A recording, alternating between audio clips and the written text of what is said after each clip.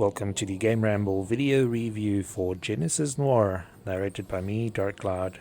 As always, the full text version of this review can be found on the GAMERamble website linked below. The TLDR is that tying together a love triangle between a jazz singer, saxophone player and watch peddler with a big bang sounds like something that shouldn't work, yet Genesis Noir pulls it off.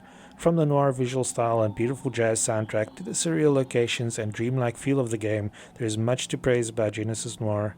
However, it's also not a game that will appeal to everyone, especially those who prefer traditional titles over more experimental ones like this.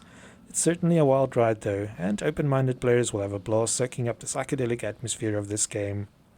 Gameplay receives a 7 out of 10. Genesis Noir is very simple to play, but also fun. Graphics receives a 9 out of 10. The visuals in this game are beautiful and unique. Sound receives a 9 out of 10. The jazz soundtrack is a perfect match for the game. The overall score for Genesis Noir is 8.3 out of 10. And now for the full review. How far would you go to save your loved one? Would you destroy all of creation just to prevent a bullet from being fired at him from hitting its target? That's the dilemma faced by No Man, the protagonist of Genesis Noir by Feral Cat 10 and fellow traveler. At first it seems like No Man is just a watch peddler who got caught up in a love triangle with a jazz singer named Miss Mass and Golden Boy, the saxophonist in her band. However, when Golden Boy shoots Miss Mass in a fit of jealousy, it creates the Big Bang, and No Man is plunged into a surreal adventure spanning time and space. As strange as the story sounds, it's even more surreal in action. Genesis Noir is essentially a point-and-click adventure that sees No Man dipping in and out of pockets of time spread across the Big Bang. His overarching goal is to collect golden springs that will eventually allow him to destroy creation. However, as grandiose as this may sound, it essentially boils down to completing a couple of tactile puzzles in each area, while marveling at the noir-style visuals. Unfortunately, this means some players will love it and go with the flow, while others, expecting something a little more traditional, will likely end up confused and frustrated. One of the most striking elements of Genesis Noir is the visuals.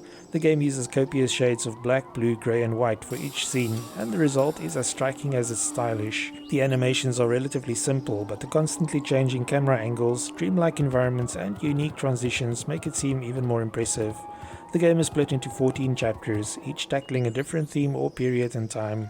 The developers of Genesis Noir are very good at using very simple visuals to convey epic concepts, so if you get drawn into this game, prepare yourself for quite a few mind-blowing moments.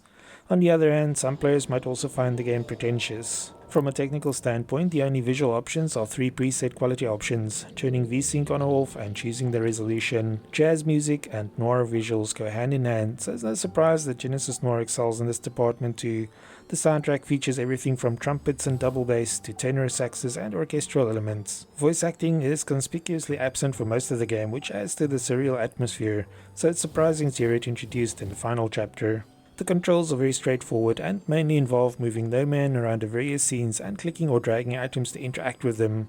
We found that using the WASD keys worked best for moving No Man, while the mouse is reserved for interactions. Often these interactions are as simple as popping bubbles, plucking petals from flowers, spinning plates or playing a Simon Says style duet with a bass player.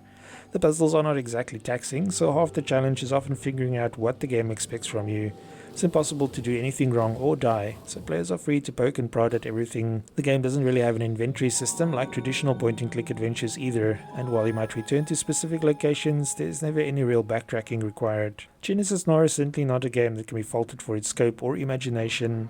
No Man might be putting together the components of a Japanese tea ceremony in one chapter, and then fiddling around with the controls of an electron super collider in another.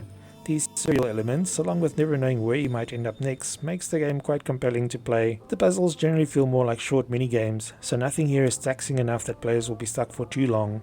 However, especially towards the end, some puzzles perhaps repeat too many times, which can feel like the runtime is being padded out a bit. Genesis Noir is not a very long game, and not as complicated as its story would want you to believe, but it's hard to argue with its creativity and ambition. It's not often that a game sends us scurrying off to read up on things like bubble theory, inflaton fields, and the Kardashev scale, so the developers deserve kudos just for that.